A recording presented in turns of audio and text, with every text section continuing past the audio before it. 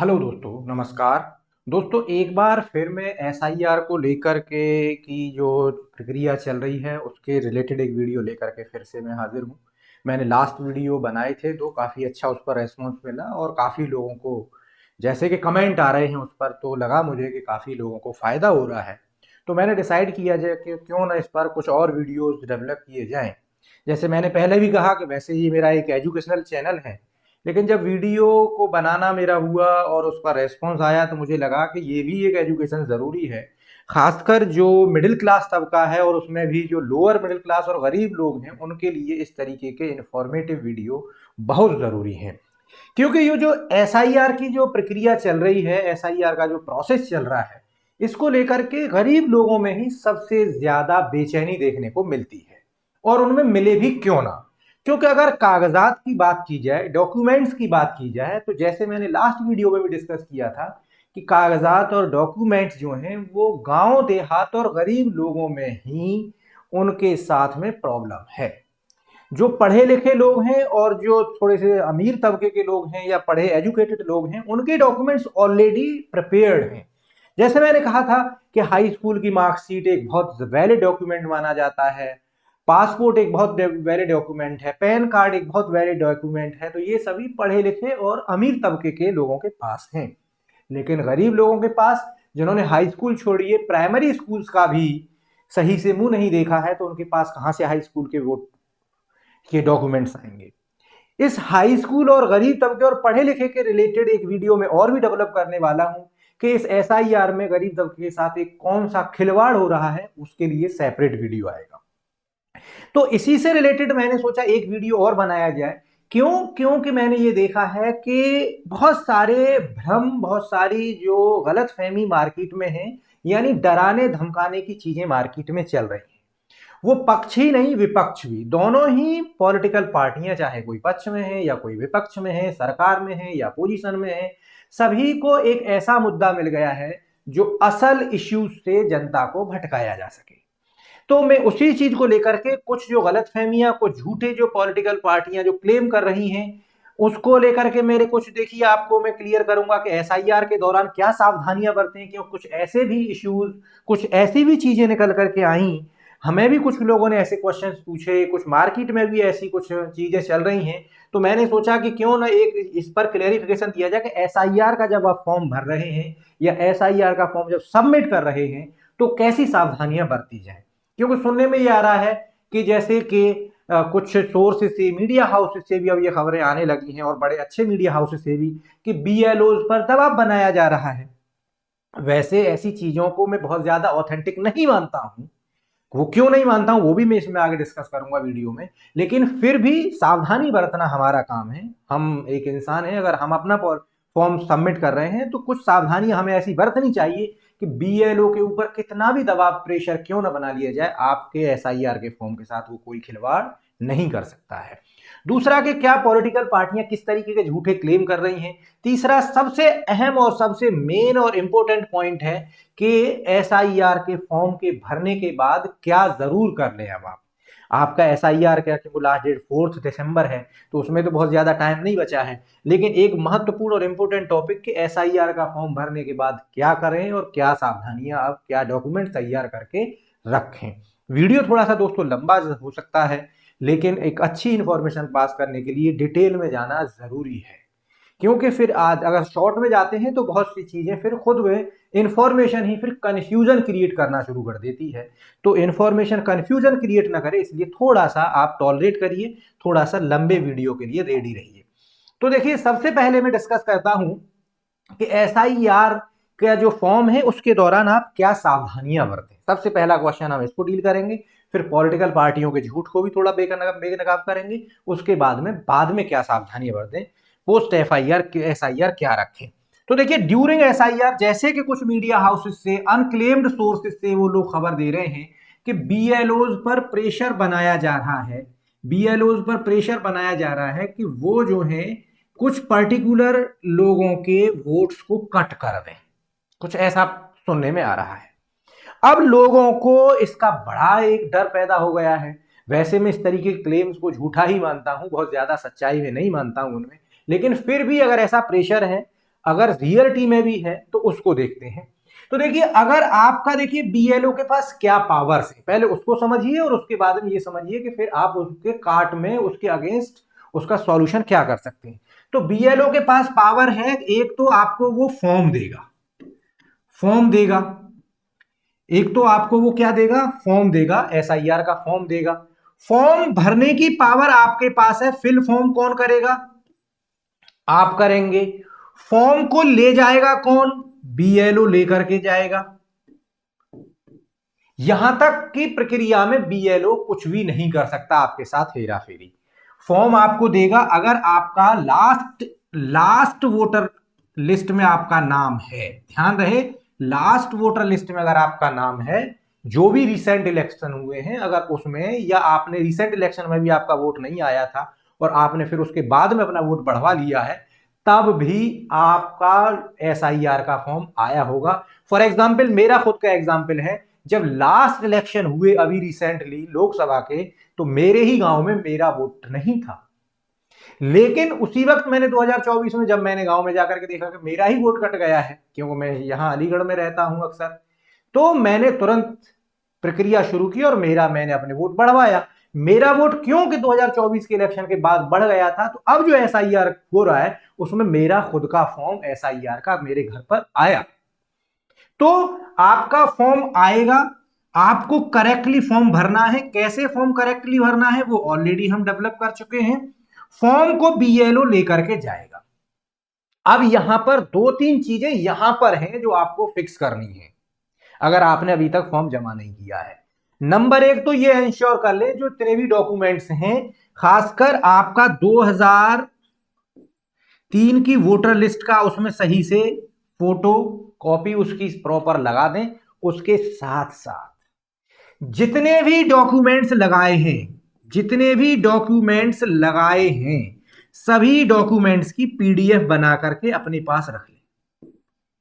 अपने साइन करेंगे उनकी सभी की डॉक्यूमेंट्स की पीडीएफ बना करके अपने पास रख लें, और जब वो फॉर्म लेकर के जाए उस वक्त उसको सबमिट करने से पहले उसकी पीडीएफ बना करके अपने पास रखें कि ये डॉक्यूमेंट्स मैंने दिए हैं।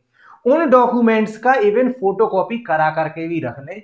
अब भी अगर बीएलओ कोई हेराफेरी करता है आपके डॉक्यूमेंट्स के साथ, तो बीएलओ जिम्मेदार होगा, चाहे उस पर कितना भी प्रेशर बनाया जाए, वो कुछ नहीं कर सकता।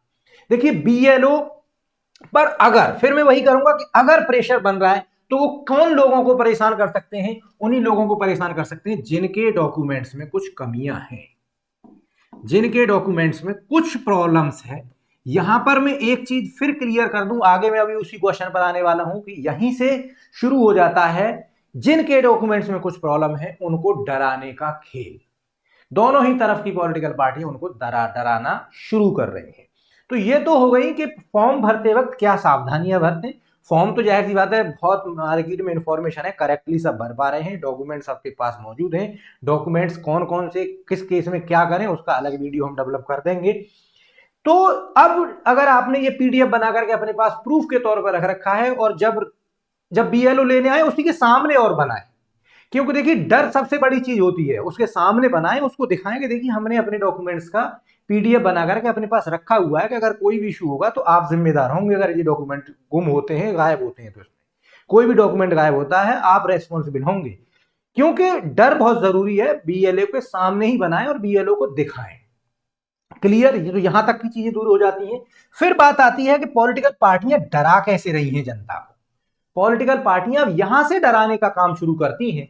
कैसे डराने का काम शुरू करती हैं, जैसे किसी के भी नेम में कोई मिस्टेक है, कोई स्पेलिंग की प्रॉब्लम है, और ये सब चीजें कहां आ रही हैं, ये सब चीजें मिडिल क्लास और लोअर मिडिल क्लास में ही आएंगी। और कहिए तो मिडिल क्लास में भी नहीं, बिल्कुल जो लोअर मिडिल क्लास है, जो ईसीबी है, इकोनॉमिकली जो वीकर सेक्शन है, बहुत ज्यादा जो बैकवर्ड क्लास है, उसी में ये जो है प्रॉब्लम है, क्योंकि उन्हीं के पास डॉक्यूमेंट पूरे नहीं होते हैं। यहां से ही अब मैं अगला क्वेश्चन जब शुरू होगा कि आगे क्या करें, तो वो यहां पे मैं बताऊंगा कुछ चीजें। लेकिन देखिए, अब देखिए पॉलिटिकल पार्टियां डरा कैसे रही हैं इन नामों पर। कुछ कह रही हैं कि बीएलओ जो है, बीएलओ पर प्रेशर है, बीएलओ आपके नाम काट देगा। कुछ कह रही हैं कि इसके बाद तो आपका नाम कटना ही तय है, इतने लाख इतने करोड़ लोगों का नाम कट जाएगा। अरे एक चीज मुझे बताइए, फॉर एग्जाम्पल यहां पर मैं थोड़ी देर के लिए एग्जाम्पल ले लेता हूं वेस्ट बंगाल का। वेस्ट बंगाल का सबसे ज्यादा हाय तोबार हा हुल्ला, सबसे ज्यादा हंगामा वेस्ट बंगाल को लेकर के है। यूपी में अभी बताता हूं क्यों ज्यादा प्रॉब्लम नहीं है। अगर प्रॉब्लम आएगी भी सबसे पहले वेस्ट बंगाल में आएगी। यहां पर यह भी मैं क्लियर कर दूं, किसी को देश से नहीं निकाला जाएगा वेस्ट बंगाल में भी। देश से निकालने की प्रक्रिया बहुत लेट होती है और वो प्रक्रिया पॉसिबल ही नहीं है। क्लियर कर दूं, क्योंकि देश में कोई भी इलीगल रह ही नहीं रहा है एक्सेप्ट कुछ रोहिंग्याज। कुछ रोहिंग्याज देश में रह रहे हैं जो देश के नहीं हैं, वो रोहिंग्या माइग्रेंट हैं, उनको भी सरकार नहीं निकाल सकती है। क्यों नहीं निकाल सकती है इसमें हमें डिटेल में नहीं जाना है, उसके पीछे हमारी कुछ फॉरेन पॉलिसीज होती हैं, फॉरेन हमारे रिलेशंस होते हैं। हम बहुत सारी हमारा देश जो जो इंटरनेशनल लेवल पर बहुत सारी जो पॉलिसीज हैं उसमें बंधा हुआ है। उसमें माइग्रेंट के लेकर के भी कुछ अधिकार होते हैं। माइग्रेंट पीपल्स को यूं ही नहीं निकाल दिया जा सकता है। हाँ, गुपचुप तरीके से किसी को भी निकाल करके फेंका जा सकता है, लेकिन ऑन रिकॉर्ड किसी भी माइग्रेंट को एक बार अगर ऐसी कोई प्रताड़ित सोसाइटी, ऐसी कोई प्रताड़ित जाति जनजाति अगर किसी भी देश में एंटर कर जाती है, उसको इस तरीके से फोर्सफुली नहीं निकाला जा सकता है। ये बहुत सारे इंटरनेशनल लॉज हैं जिनसे हमारा देश भी बंधा हुआ है, हमारा देश उनको मानता है। आ जाता हूं मैं वेस्ट बंगाल को लेकर के। सबसे ज्यादा वेस्ट बंगाल की सरकार हंगामा काट रही है कि वोट इतने कटेंगे उतने कटेंगे, ये होगा। अब आप यहां पर ये बताइए, नंबर फर्स्ट वहां पर प्रॉब्लम क्यों आ सकती है? वहां पर प्रॉब्लम इसलिए आएगी, थोड़ी सी प्रॉब्लम ऐसी नहीं आएगी किसी को बाहर निकाला जाएगा, प्रॉब्लम सिर्फ ये आएगी कि हो सकता है कि अगर फॉर एग्जाम्पल मैं वेस्ट बंगाल रहना हूं कि मेरा अभी फिलहाल की देर में वोट कट जाए, और क्योंकि वहां वहां पर रिसेंटली अभी इलेक्शन होने हैं, तो तब तक हो सकता है इतनी तेज प्रक्रिया ना हो पाए कि मेरा वोट आ पाए। वोट कटना कोई बड़ी चीज नहीं है, वोट वापस भी आते हैं। जैसे मैंने कहा मेरा 2024 के इलेक्शन में खुद मेरा वोट नहीं था मेरा, लेकिन मैंने फिर वोट बढ़वाया, मेरा वोट आ गया और फिर मेरा एसआईआर फॉर्म भी आया। तो वोट बढ़वाना कटना तो एक गलती से कट सकता है, लेकिन बढ़वाने की भी एक प्रक्रिया है, वो मैं बताऊंगा अभी कब क्या करते हैं। फॉर्म 6 से बढ़वाया जाता है वैसे फॉर्म। तो अब ये बताइए, अगर वेस्ट बंगाल में सबसे ज्यादा वोट कटने की ममता सरकार को प्रॉब्लम लग रही है, तो ये बताइए कि वोट आने के लिए डॉक्यूमेंट्स क्या क्या मांगे हैं। 2003 की वोटर लिस्ट में नाम होना चाहिए आपके रिलेटिव्स का। रिलेटिव्स में भी बहुत सारे नाम दिए गए हैं, वो भी बताऊंगा बाद में। उसके अलावा आपका प्रूफ चाहिए, आपका प्रूफ क्या चाहिए? आपका जो है, जो आपका जो परमानेंट रेजिडेंशियल प्रूफ चाहिए, क्या आप जैसे कहते हैं मूल निवास प्रमाण पत्र। आपका आयु प्रमाण पत्र चाहिए। क्या चाहिए? मूल निवास प्रमाण पत्र चाहिए, आपका आयु प्रमाण पत्र, एज सर्टिफिकेट चाहिए, आपका आधार कार्ड चाहिए, जो सिटीजनशिप का प्रूफ तो नहीं है लेकिन आइडेंटिटी का प्रूफ है, आपका राशन कार्ड चाहिए, आपका बिजली के बिल का डॉक्यूमेंट चाहिए। ये सब जो डॉक्यूमेंट बोल रहा हूं एक्सेप्ट आधार कार्ड जो एक सेंट्रलाइज प्रोसेस है, ये जितने भी मैंने प्रूफ बोले हैं अभी तक, खासकर गरीब लोगों में। उसके अलावा एक फैमिली रजिस्टर सबसे महत्वपूर्ण रजिस्टर डॉक्यूमेंट है। क्या होता है कुछ लोगों ने पूछा है, अलग से क्यों, फिर वीडियो लंबा होता चला जाएगा, अलग से डिस्कस करेंगे। तो ये सब चीजें चाहिए। अच्छा, ये बनाने के प्रोसेस कहां होती है? बनाने की प्रोसेस कहां पर होती है? तहसील में। तहसील के अधिकारी किसके अंदर आते हैं? स्टेट गवर्नमेंट के अंदर आते हैं। इनको बनने का टाइम कितना लगता है? मैक्सिमम 10 दिन। अगर अधिकारियों को दे दिया जाए टारगेट कि आपको तेजी से बनाना है, तो maximum 10 days, otherwise with in 2 days ये सभी सर्टिफिकेट बन के आपके हाथ में होते हैं। कितने दिन? सिर्फ 2 दिन में। मैंने माना कि एकदम से बल्क में बन रहे होंगे, करोड़ों लोग बनवाने जा रहे होंगे, तो 10 दिन। वोटर की जो एसआईआर की प्रक्रिया चल रही है वो कितने दिन चल रही है? करीब करीब 1 मंथ तक चलेगी, पहला फेज। अभी आफ्टर एसआईआर तो जो एक मौका मिलेगा वो तो बाद की बात है। पहले फेज में वोट बनने की प्रक्रिया कितने दिन चलेगी? 10 दिन। भाई ये इतने तमाम जो जो डॉक्यूमेंट्स हैं ये बनाने की पावर किसके पास है? स्टेट गवर्नमेंट के पास। फिर आप क्यों रोना रो रहे हो?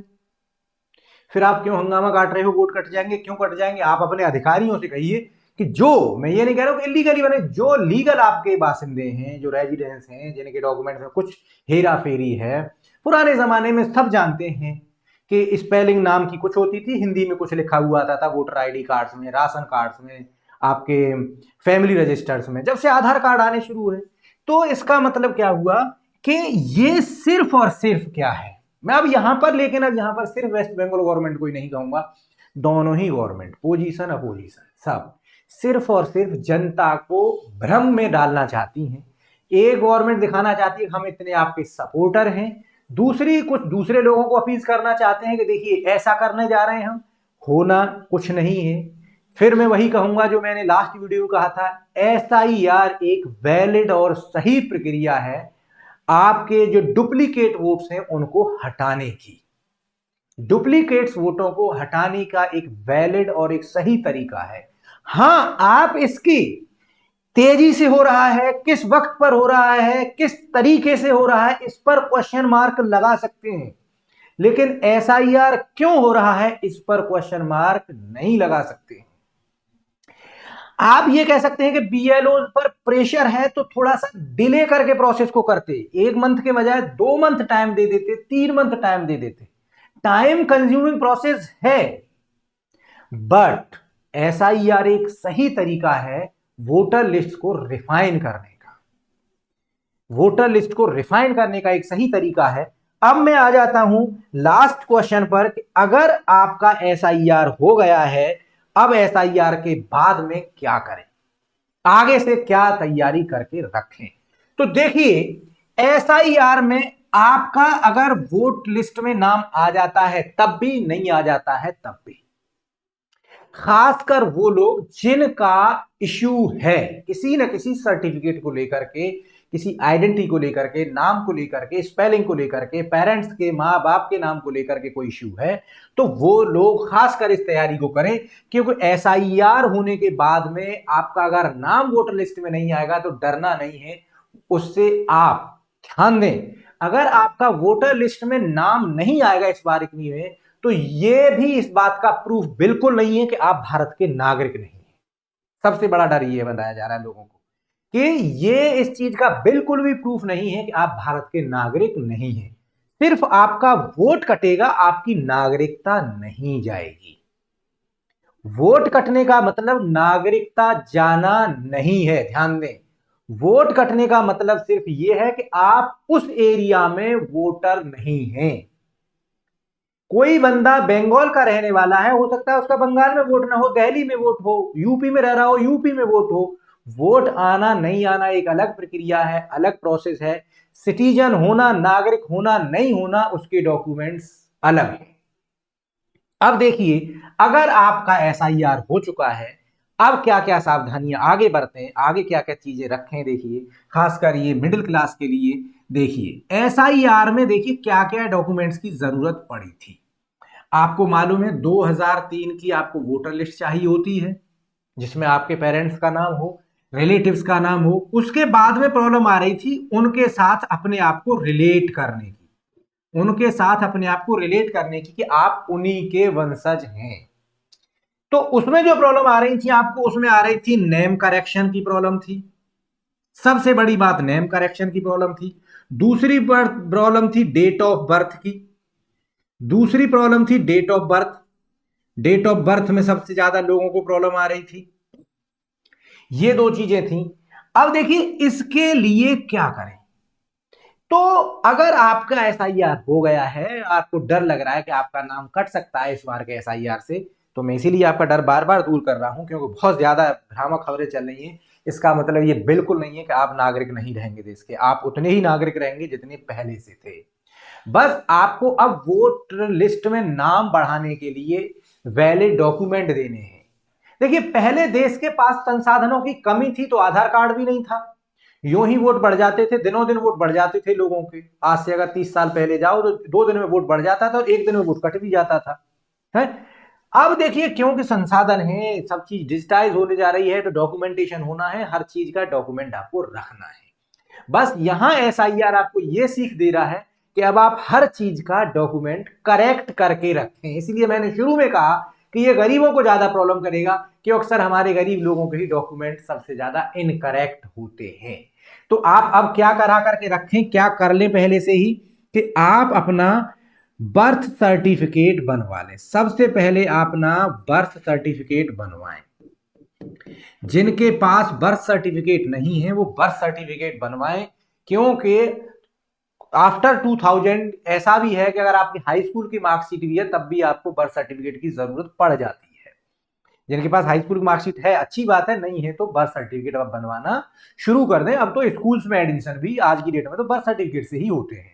तो बर्थ सर्टिफिकेट बनवाएं। उस बर्थ सर्टिफिकेट को बनवाने की कोई प्रक्रिया फिर बहुत लंबी नहीं है। फिर आप डरेंगे कौन बनाएगा साहब बर्थ सर्टिफिकेट। बर्थ सर्टिफिकेट अगर आप किसी रूरल एरिया में रखते हैं, गांव में रहते हैं, तो आपका जो गांव का मुखिया है, जो प्रधान है, प्रधान का एक लेटर पैड लगेगा।